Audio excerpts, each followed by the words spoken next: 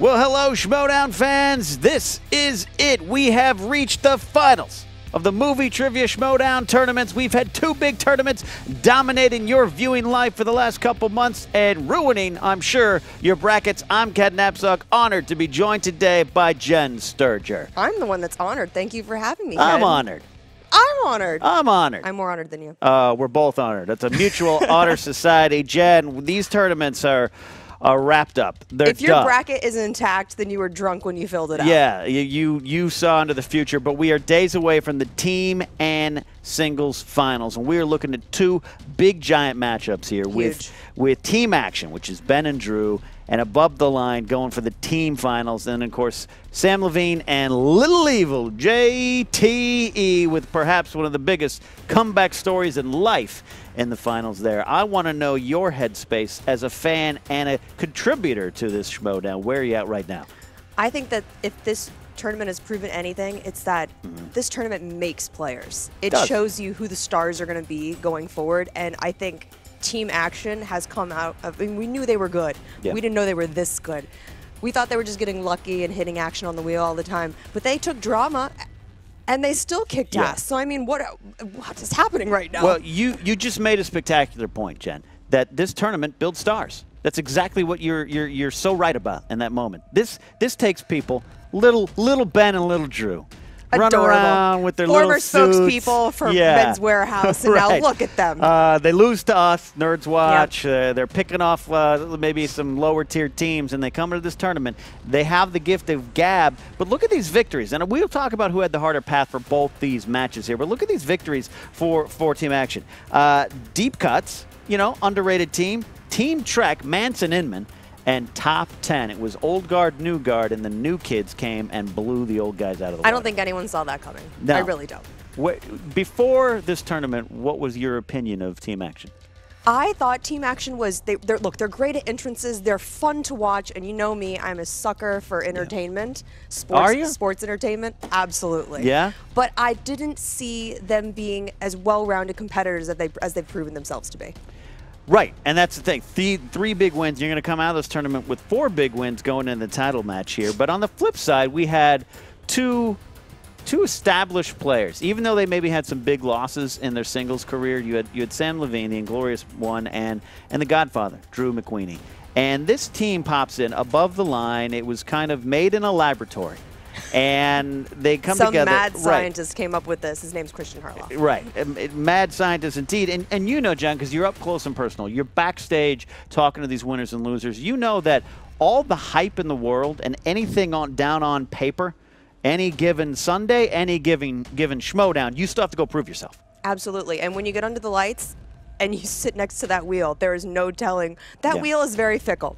Yeah. Some days it loves you, some days it hates you. And I think even when action has spun things that weren't necessarily in their wheelhouse, they've just come out on top. Yeah, and let's talk about the wheel. Both these teams seem to have some good luck with the wheel. Team action getting action. Above the line, they land on, 70s is one of their categories. I can personally attest to it. But the wheel, a lot of matches are made or broken in the wheel round there. How much do you think, though, does luck really the determining factor in the wheel round? 100%. I mean, it just depends what genre whatever genre you hit. It's just like you may not know whether or not that's going to be your weakness. And even if it's something that may be your strength, I think now we've gotten so far into this tournament that the questions are getting harder and harder. Yeah. Like the source material is not getting any easier. Have I'm not alone in noticing that these questions have gotten harder. Holy crap. The Star Wars category?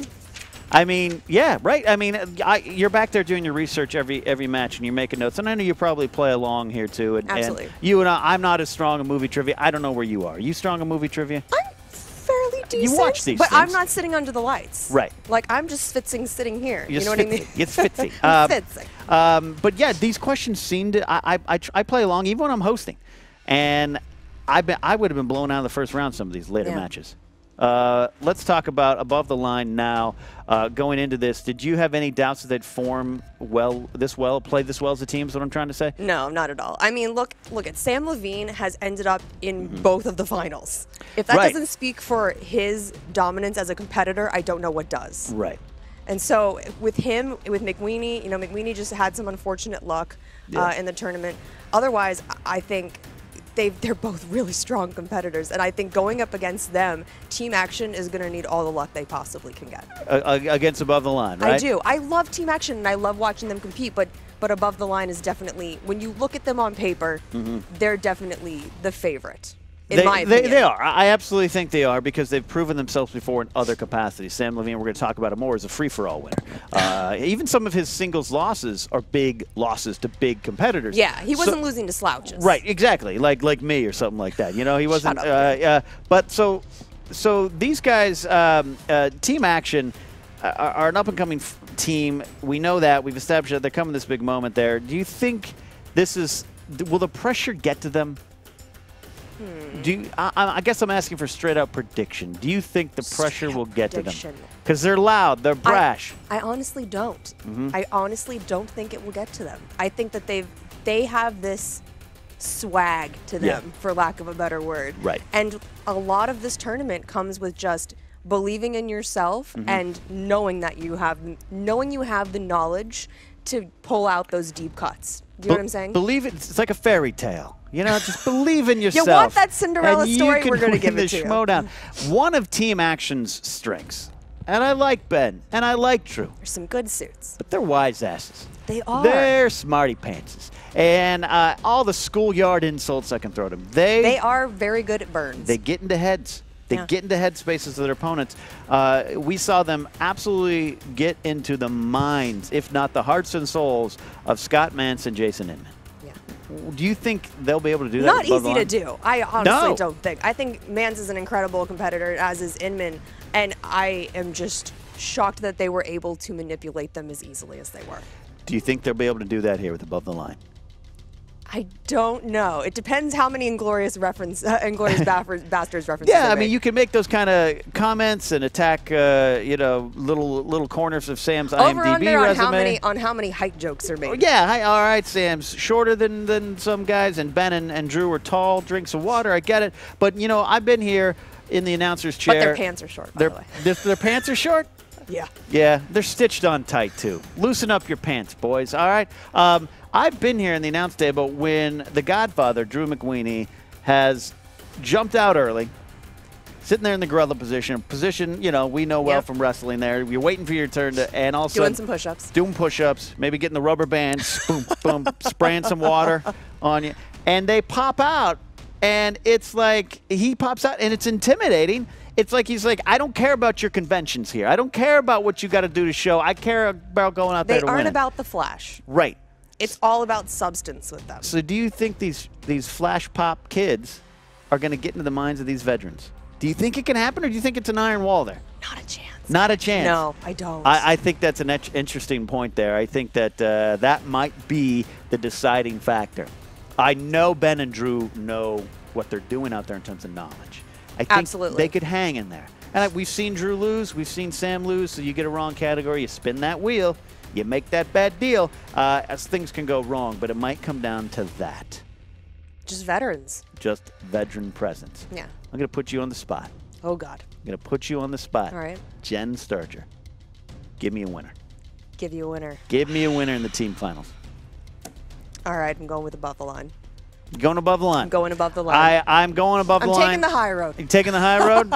Something Team Action doesn't do often. Now, I do, though. I'm saying above the line, too. But let's actually look at the road, the path to victory.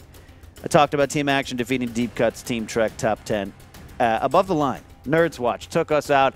I lost my smile. Rachel held her own. Boom. Kicked my ass out of the tournament there. All right. DC Movie News. It was a TKO. That's a good team. That's a hard team to do that to. Gertler and Kalinowski. Exactly. Kalinowski has proven in singles especially that he is just a force to be reckoned with. Yeah. He's been one of those people, like you said, we knew he was good, you know, and I think this tournament has done nothing but reinforce that. Side note, when you're interviewing Gertler and he doesn't say much. It's weird. It's tough. Is it's it tough? The leader hose and scare you?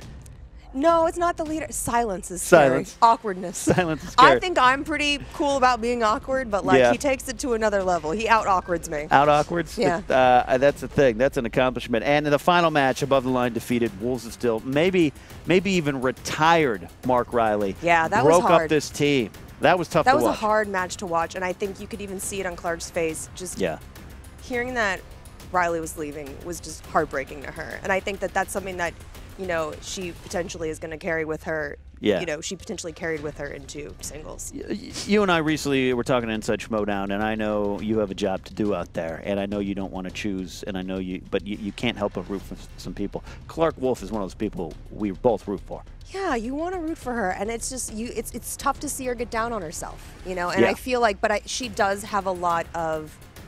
There's a lot of turmoil in her life as a competitor. You know, one, losing her partner indefinitely. We don't know if he's coming back. Right. And just that uncertainty will shake up things enough where you start to question yourself as a competitor. And so I hope that she's able to rebound from this in the future. I hope so too. There. So all right, we laid it down out there. Team Action and Above the Line. Who do you think had the tougher road getting here? I think Above the Line did. Yeah. I really did.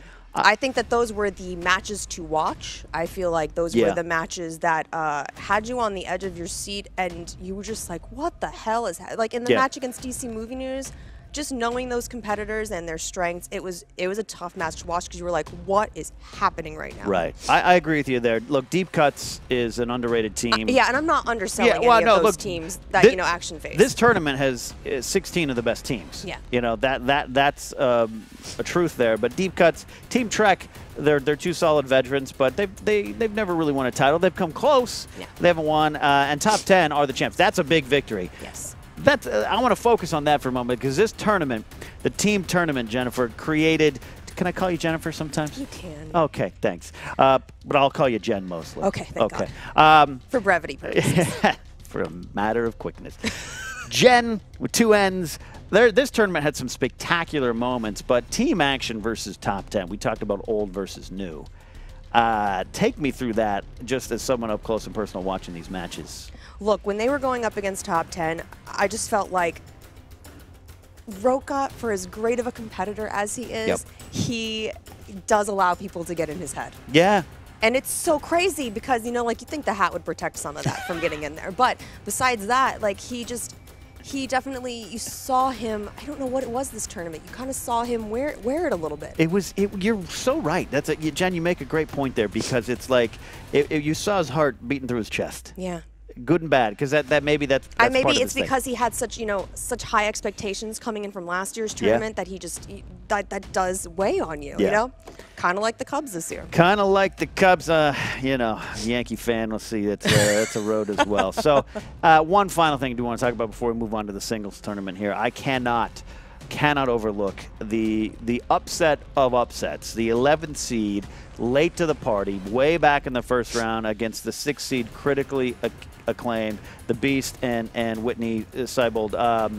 That was amazing. That was amazing. That was amazing. These and being in the kids audience from Arizona here, drive on out. Exactly. Yeah. Drive on out, sleeping on people's couches and floors because, you know, our budget's awesome. Yeah. And it was just, you had to be here to feel that excitement in the room. Like, I'm sure it translated on video, but like this room was on fire. It was on fire. And, you know, and to be we had to repair some of the room. Yeah, they asked me if they could stay at my apartment, and I said, no, absolutely not. Yeah, it was one of the big thrills. It was absolutely one of the big thrills to watch them cool do that. To see it's you cool. know, people who are avid fans of the show be introduced into this world and to be able to hang. I mean, that was just, it was pretty impressive. And that too is what I don't know that any fan could do it, though. I think it takes a special set of fans. I think a lot of people think, and if you go and download that Movie Trivia Schmoedown app, you can get a taste of it. You can get a taste of it. You can play Cody Hall. You can play Cody Decker because I've heard Cody Decker plays, Mark Ellis's voice in my house more times than I would like to admit. Yeah. In fact, when Cody was in the bathroom the other day, I heard Mark screaming. He pulled that one out of his tuchus, and I was just like, I mean, you know, that's where I play too. It passes the time, guys. This tournament's made stars out of a lot of people. Team action, winner loses a star. Above the line, winner loses a star. And I want to, again, that late to the party moment, they're stars. They're coming out of this.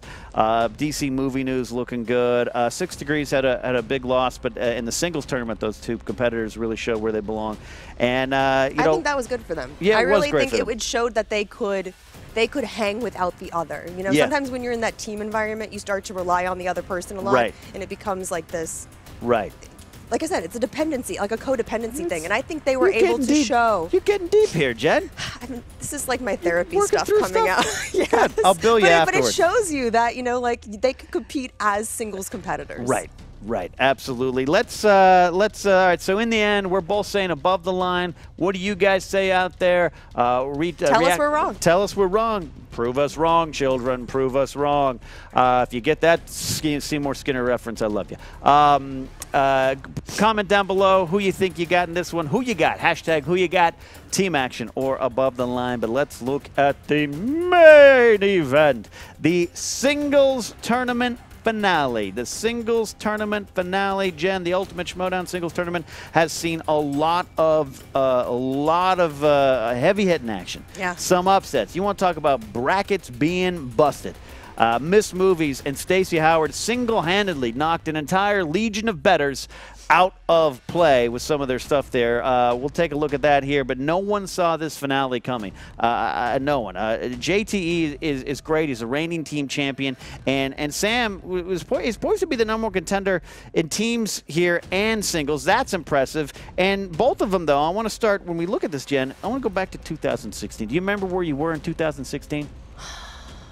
I wasn't cool enough to be here yet. Yeah, either was I. The heady days of 2016. It was a sadder time for me. Sadder time for me, too. But it was the heady days of 2016. You go back to that, Samm Levine's got a 3-3 record. We talked about his losses, but they're big against big competitors. But JT's singles record, going back a ways, now 2014, he's one of the old-time competitors here, 3-5.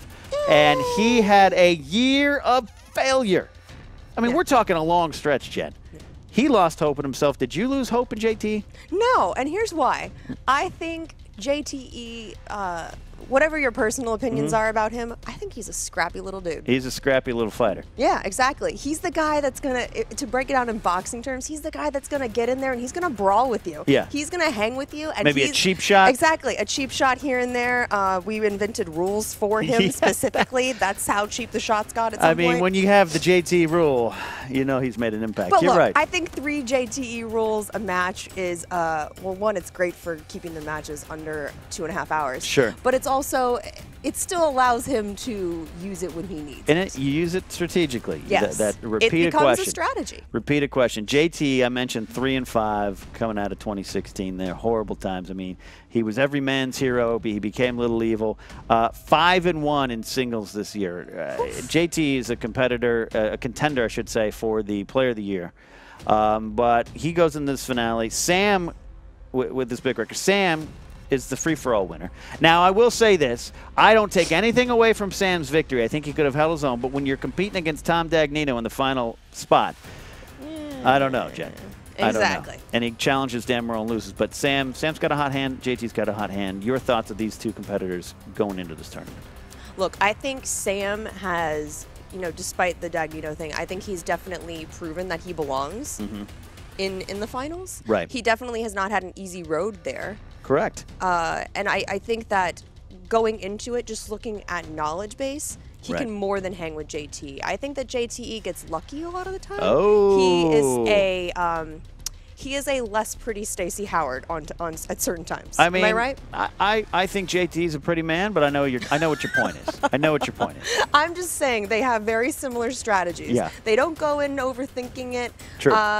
Sometimes there's a lot of guessing going on, and it just happens to get lucky. You know, he's like, he gets in the general ballpark. Yeah. And he can usually, you know, get the multiple choice, and then he can, you know, pull it out. Yeah, I mean, luck is part of it. And look, luck is preparation and opportunity meeting, or whatever that Don't we all know? whatever that bumper sticker says. But JT, yeah, maybe he reaches for some answers. You're 100% right, Jen, but I also think he's come up big in so many final answer moments, even with the Patriots. Yes.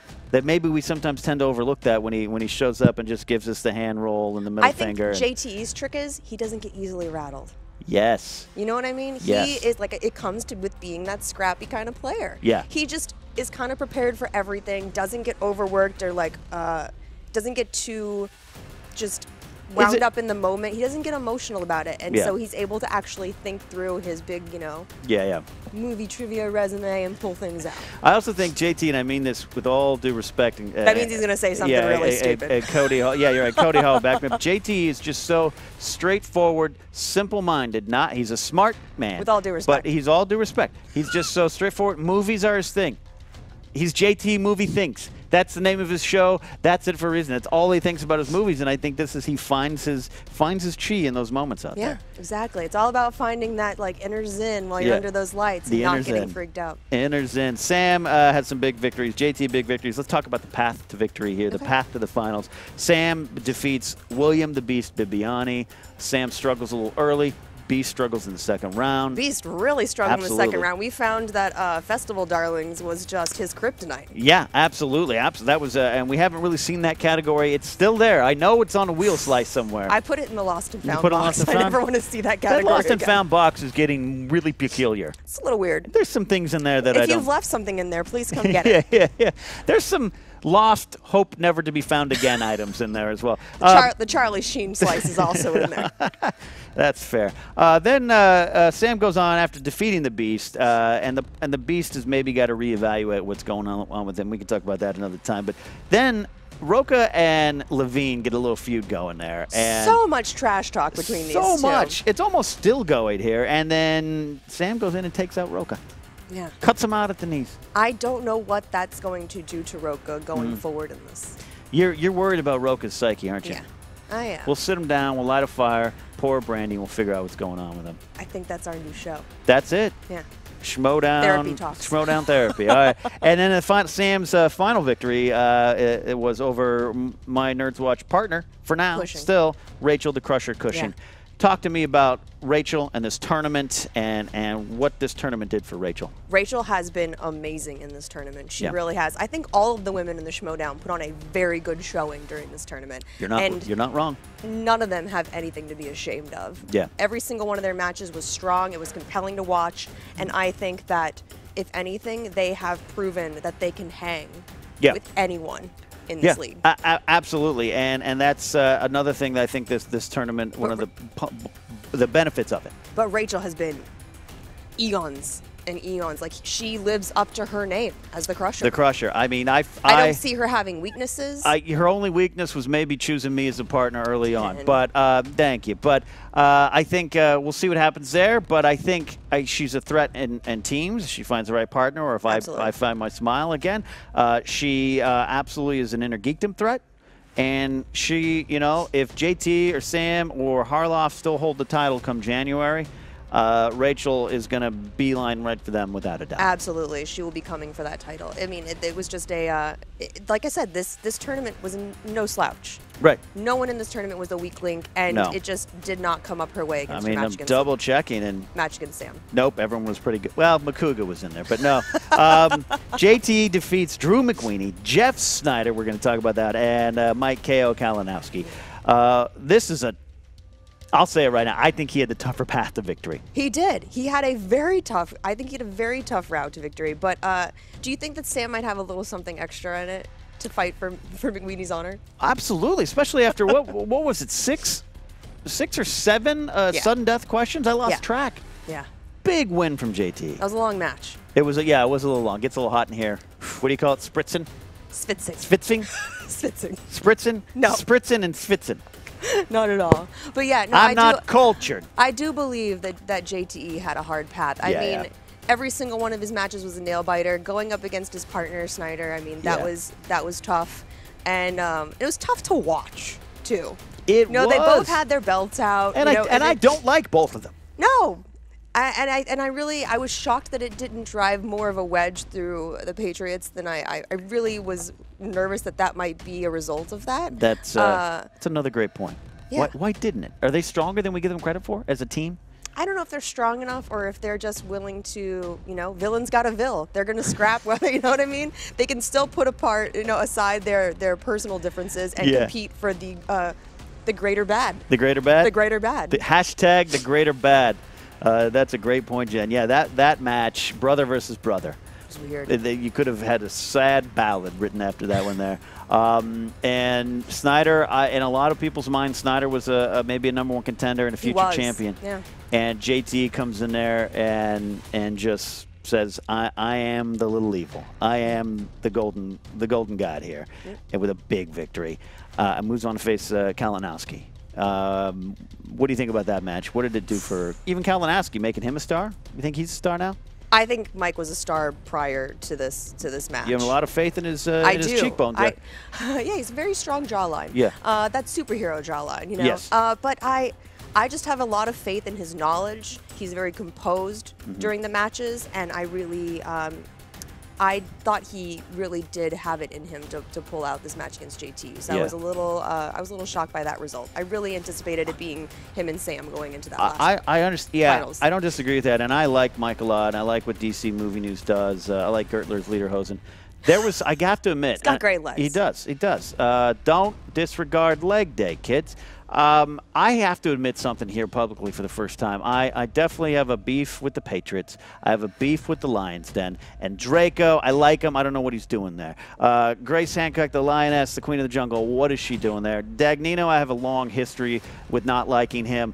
I mean, that's everyone. Snyder's brash, I get it. But JT is someone I used to love. I used to carpool with this guy. I used to pick him up at the bus stop and take him to school. And I watched him. He was America's hero. Yeah.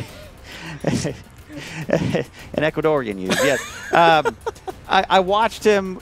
He was every man's hero, and then I watched him transition into Little Evil, and it broke my heart. Broke my heart. And he's a villain, but I got to admit something to you, Jen. You got an exclusive out of me right here. In this match against Kalinowski, I was kind of rooting for JT. What? I wanted to see him complete this journey and to see what it will do to him. What it will do will it make him, I am a golden god, or will it be like, wow, I am appreciative of what it took to get here? No. In my experiences, when you give someone that's a little jerk a lot of power, they don't become better people, Ken. It just brings out what's already there? Yes. That's a comment for a lot of things. That's every movie ever made. That is true. Do you think giving this guy a lot of power is going to make him a nicer person? No. I don't. Maybe he'll have it. I believe. Humble him as a competitor? Look, no, he's going to be the I biggest believe heel possible. Jen, when Britney Spears had her problems, I was there rooting for her to come back. All right. We all were. When she got that Vegas residency, I was like, go, Brit. You're on the road back. People can change. People can overcome through problems. And JT, I have to admit in that moment, I don't know. I try not to root. You and I shouldn't be actively rooting for participants, but for him to complete that journey, it was kind of fun to watch. Yeah, I still was rooting for Mike. Yeah, that's fair. Quietly. That's fair. That's fair. All right, in this final, the Inglorious one, who's on a hot streak, but you talk about some. You're making great points here today, Jen, and one of them you just made now was you're joking, but like what's there is there no matter what. And success just showed that this was always what Samm Levine was. Yes. So you got him. Got Little Evil. Give me a prediction.